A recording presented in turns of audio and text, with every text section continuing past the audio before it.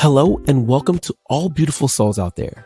You're listening to the Restore My Soul podcast with Princess Millens, your favorite grief coach and emotional wellness specialist. In this space, we will help those who struggle with grief and loss and have real conversations about how to overcome it in every area of life. Through our personal stories, practical information, and wisdom from Princess and her special guests.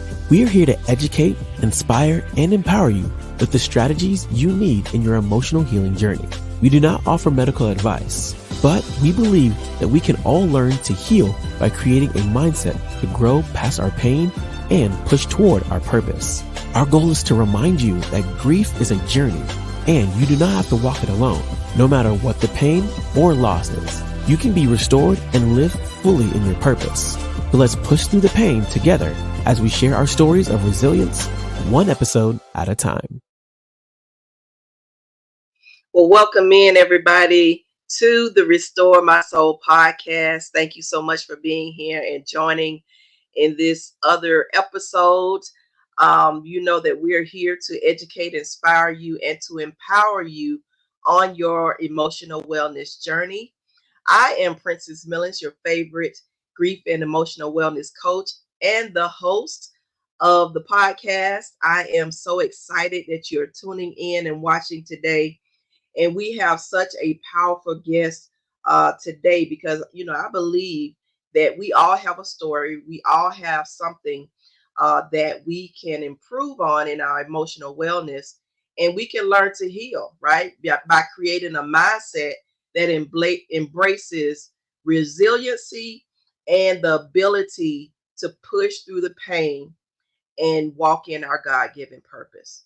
So our guest today is Sherri Caughman, and she has such a powerful testimony. She is 60 years young, right? 60 years young, and she was actually diagnosed with MS, multiple sclerosis in 1992. So she was diagnosed at a young age after a car accident. And after the years of missing milestones and missing some of her children's milestones, some of her grandchildren's milestones in their lives, she decided to be an advocate and write about life with MS. So I want to welcome to the show today, Sherri Caughman. Thank you so much for being here, beautiful woman of God. Thank you. Thank you for having me, Princess. Absolutely. So we kind of talked offline, and we know that this subject and topic of MS is, I think, not talked about enough in our communities. And I know that you had the things that you had to go through, even with the diagnosis, even the things after the diagnosis, and the things that you've had to endure. And I know the things that you will share today will bless so many people that is struggling with the same thing, or some type of illness or thing that could be potentially debilitating to their lives, right? Yes. And so, yes. I know that you have lived this life of battling this disease of MS. Yes. And you have, and we know that, talk a little bit about, because it might be somebody listening that don't know what MS is and how it affects you and your body. So can you talk a little bit about what it is? Yes. MS is an autoimmune disease. And what that is it's a disease that affects the your body overall. MS in particular, it affects the myelin, which is, and the way I describe it in the book, and just to simplify it, is to, the body has wires inside, and it connects us to our brain and our legs and our arms and organs. And what MS does, it attacks the myelin. And so if you take a wire and you ring it and wear it out, then let's say the headset or the computer or the light switch is not going to work. It's the same thing. And sometimes you, how do I say, go off track. You go off track. Like sometimes if you have a light that works and the switch and the cord is worn out, it might blink on and off. Well, that's what MS does to the body. The same thing. Yeah. Your vision can go. Your ability to walk can go. Your ability to talk can go. You can have a breakdown of your system where your process of elimination, you can have problems with that. It's just so many things. Yeah, yeah. And I know that it's something that had to be a great struggle in Oh, trying to manage such a thing, right? yes. And I know that in your story is that it was actually diagnosed with the car accident that you had, right? Can Yes. you talk about how this all came about as far as the car accident and it led to the diagnosis and what Okay. happened behind that? I was just finished helping a friend move, and I was sitting at a stop sign on a rainy night, and next thing I knew, this car rear-ended me, and I hit my head on the steering wheel, and I went out a few minutes. When I came to, the car was still under me trying to get out. But let me tell you how good God is. And I have to backtrack because this part is so important. There was a truck and a car in front of me when the car hit me, and I should have hit them, but I didn't. Wow. The car hit me. I went through these two cars. There was a house in front of me, and the police said a few more inches, I would have hit the steps of the house. And at a few more inches, the car had hit something under my car. And at a few more inches, he would have hit my gas pan and the car would have blew up. So the journey was a journey. I'm still alive, Absolutely. And I woke up the next morning and I was just a wreck. I was shaking and trembling. I wasn't getting better. I didn't go to the hospital that night, and I should have. But I went the next day. My husband at the time took me to the hospital, and I got treatment. I got therapy, but I just wasn't getting better. And one doctor, I was seeing a neurologist, he says, I think you might have MS. And I'm like, no, I've heard of it. Montel Williams had it, Annette Funicello. I knew of MS. I said, no, I was in an accident and my body's just off whack. He says, no, we're going to do some tests. So they did an MRI. Excuse me. They took some spinal fluid, which is one of the tests that they do take to determine whether you are actually have MS. The brain, MRI of the brain, and then an MRI of the spine. Well, the brain came back with lesions, which is what they use to determine MS. The spinal fluid came back clear, so that was a no with the spine. But you can have lesions on your spine as well. I didn't have it. And so the doctor started treating me, but I'm kind of very headstrong and a non-believer to these things that they say we have. And I said, no, I have an accident. I had the accident and I'm healing from it. And that's what I took it. I didn't accept it. I didn't accept it at all. So for the first 10 years of my life, I didn't accept having MS at all. I fought it. I wouldn't take the medicine. I was getting all the treatment, getting treatment for the accident on top of it. And after 10 years, I kind of started feeling normal, back to my normal self. And 2 years later, I was in a bus accident. And that just flatlined me, and just all sorts of things started happening. I went blind in my right eye. My body shut down and I was unable to walk or talk. I was in the hospital for a little time, and they were planning to put me in a nursing home. And I'm like, okay, God, I can't do this. I can't do this. So I'm laying in this bed, not able to move, not able to talk, but I'm talking to God in my head. Okay, God, I can't do this one.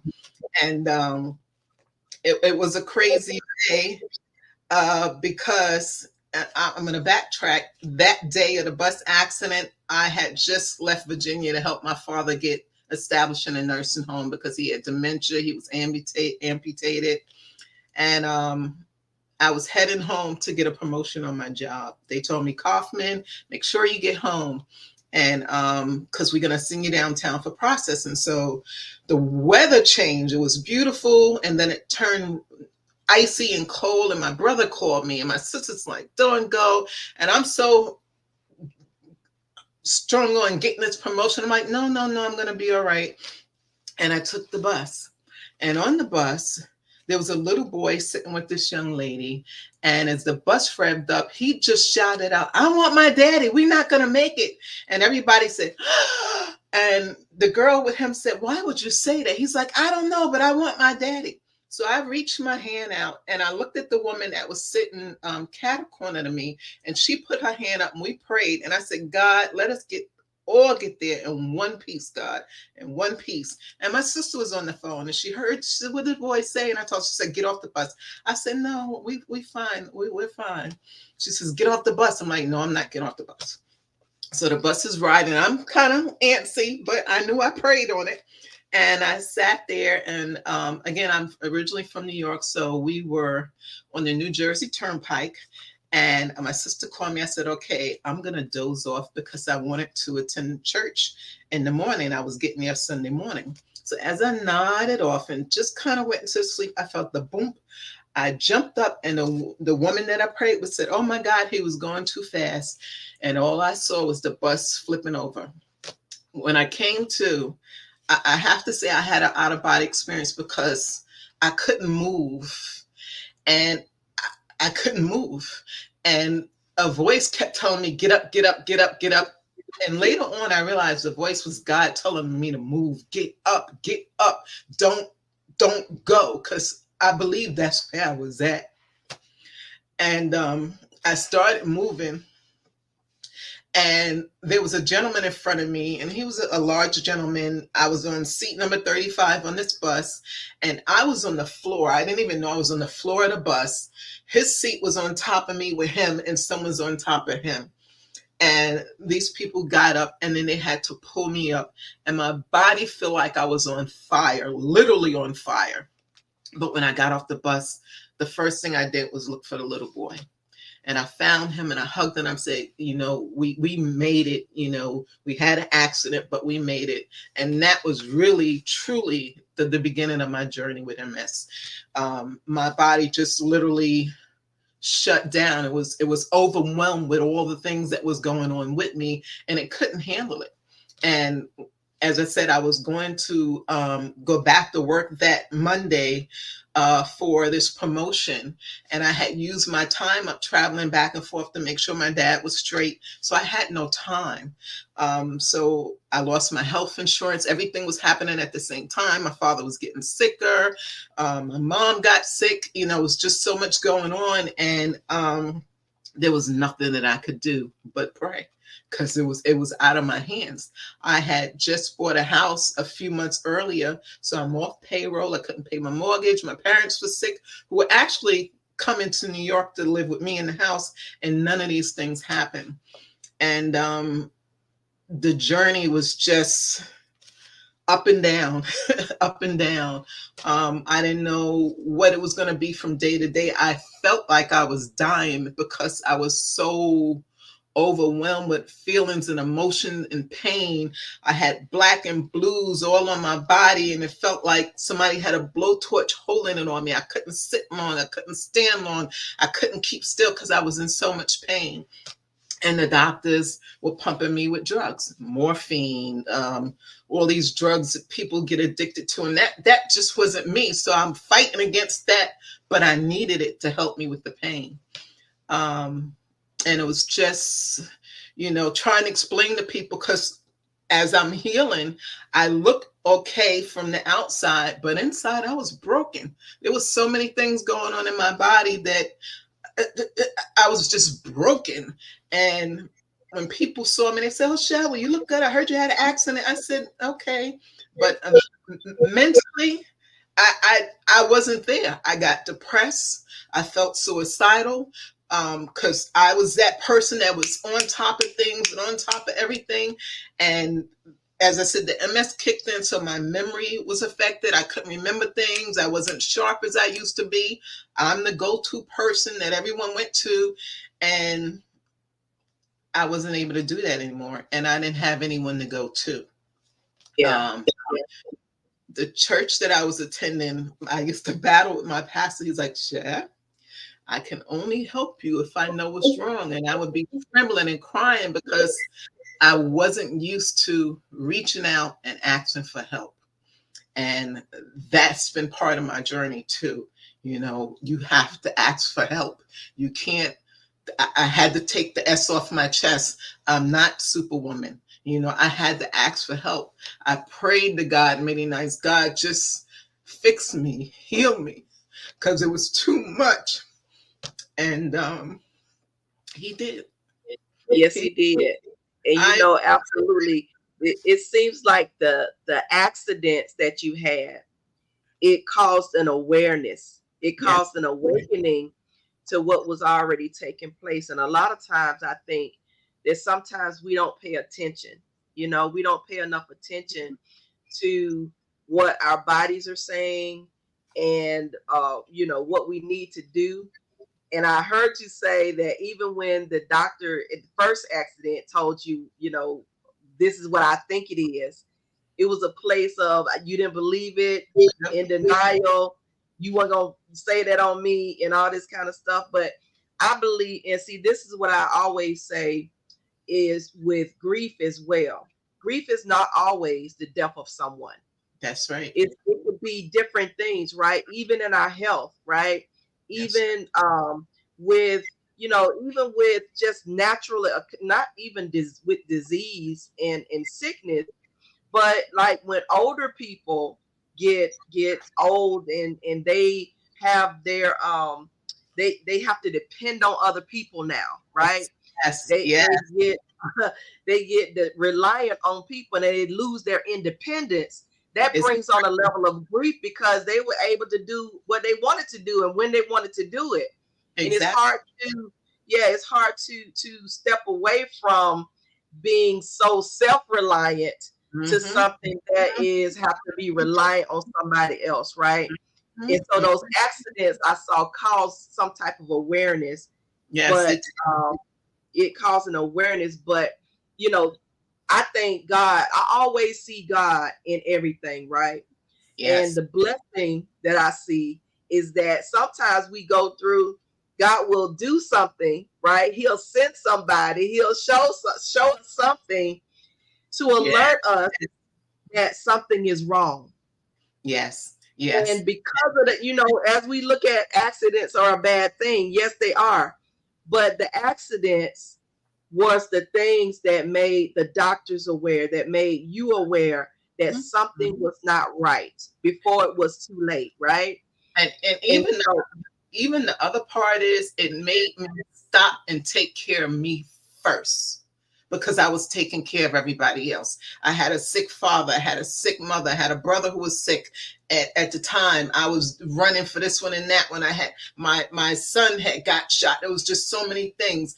I worked for social service in New York for many years, and we were in a new system, and I was that reliable supervisor who didn't hang out and do stuff on the weekend and was always at work early before time. So I was reliable, and I had to stop all of that and take care of me first. And that was hard. It was hard. Oh, girl. Ooh, it was hard. Because I never done it before. I never said no. I learned to say no and be comfortable with no. No, can't do it. No, I'm sorry. Well, talk about how that process was for you as far as the process of being a support for everyone else and being there for everyone else. And that process of creating a boundary of saying no or saying that I can't, I'm not going to do this. What does that look like? What did that look like for you? For me, it was hard initially in the beginning because, as I said, I was the go-to person for everyone. But I started turning the phone off when I needed my rest or time, because what was happening with the MS, if I got overwhelmed as I learned my body and what MS did to me, I would have reactions. So I would get triggers. I would have tremors. I would have seizures. And those triggered other things. It was like a rippling effect. Excuse me. So if I got overwhelmed, I would get overheated. It would literally get overheated. I would just feel like I'm going to blow a gasket. Wow. And that process would make me, I could sit there and in 30 minutes, if something happened or I was overwhelmed, my speech would get choppy. My vision would go blurry. I would get tremors. I would have seizures. My hands would get numb and I couldn't move. And I'm like, wait a minute. Well, I wasn't like this 30 minutes ago or an hour ago. What triggered this? And I started recognizing the things that were triggering me. Other people's business, trying to help them. And I couldn't. I had to back away from it. Not getting my rest. I had to make sure I slept a certain amount of time. The medication, as I said, I was so resistant to the medication, but it helped me. But I found that if I was taking oxycodone, and it said every 4 hours. So if I took it at 1 and I needed it again at 4, at 3:45, I wanted the oxycodone, and I didn't like that. I didn't like that feeling of dependency. I didn't want to do that because I heard so many stories of people being dependent on these drugs, and it scared me. So I started exploring natural herbs, things to help you relax, things to keep you calm, listening to calming music and things that would just keep you relaxed. In the church, I was on the choir, and there were certain songs that I would sing that kind of lifted me up. And the how do you say it? Your aura. My aura was so dark. Like, I've always had a thing, if I close my eyes, I see beautiful colors and brightness, and that's always been my personality. But during this process, when I had this accident, being the second one, it was just so dark. I didn't see that. I didn't feel it. And my energy level was low. I was just a walking depressed person. But the songs and the music and certain things, if I closed my eyes and I sung these songs, I saw this light, and I would walk around singing the songs and singing praise and just finding things that work for me. Because MS is different for everybody. Some people go into exercising and eating vegan and juicing and all that. I did a little bit of those things. I did a little bit of a couple of things, but I had to do what worked for me. And I'm drug-free. I'm not on any MS medication. With MS, you have to take an MRI every year for them to check to see if the lesions change.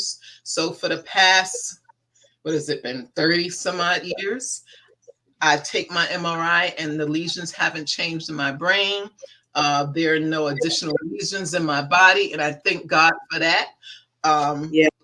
I've lost friends along the way. I watch people decline with MS, and they're taking these medications and injections and pain pills and all kind of stuff. And I said, that's not going to be me. The way I came in this world is the way I want to go out. Absolutely. That is so beautiful, because boundaries will actually save your life. Boundaries will save your life, because if you don't know boundaries, it gets a bad rep, because boundaries is not necessarily to keep people out.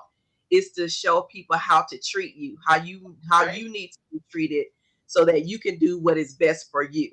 Yes. And so what I have come to understand is stress is a big factor in triggering those things that's already wrong with us. No matter what disease it is, when you add stress on top of it, it's a recipe for disaster. Yes, it and is. So it's just a blessing to hear you say that you were able to do those things that were best for you. Listen to the music, get back to the things that will bring your spirit back up, so that it can be healed the way that, and I believe that the way that you have conducted this whole thing, right?